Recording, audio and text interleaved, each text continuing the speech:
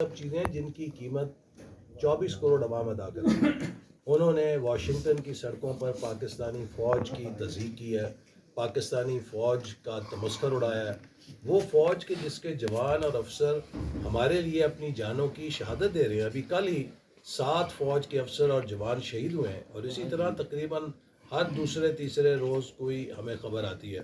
تو لہٰذا یہ وہ چیزیں ہیں جن کے اوپر کوئی قوم, کوئی ملک سمجھوتا نہیں کر سکتا.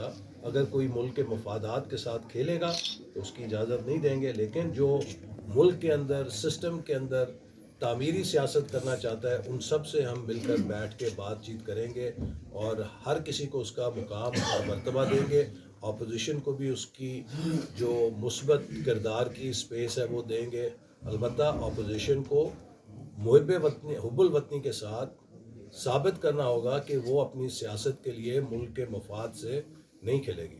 جی میاں صاحب کی آج کی شمولیت کو آپ کس نظر سے دیکھتے ہیں, جو حلقے میں انہوں نے مسلم لیگ نون میں سب سے پہلے میاں رشید صاحب کی مسلم لیگ نون میں شمولیت پہ انہیں ویلکم کرتا ہوں. میاں رشید صاحب مسلم لیگ نون میں ان کی زندگی کا زیادہ بڑا عرصہ ہمارے ساتھ ہی گزرا ہے, اجتماعات میں گزرا ہے, تو لہٰذا یہ اپنے گھر میں واپس آئے ہیں. اور جو کوئی گھر میں واپس آتا ہے اسے ہم, آپ کو پتہ ہے, بھولا ہوا تو نہیں کہتے, اس کا اپنا گھر ہوتا ہے.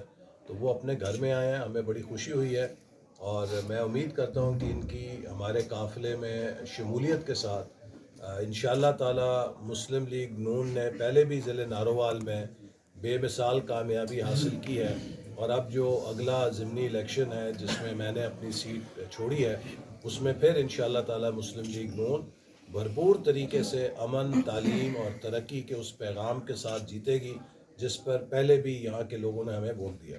جی جیسا کہ آپ کامیاب ہو گئے ہیں, اس سے پہلے بھی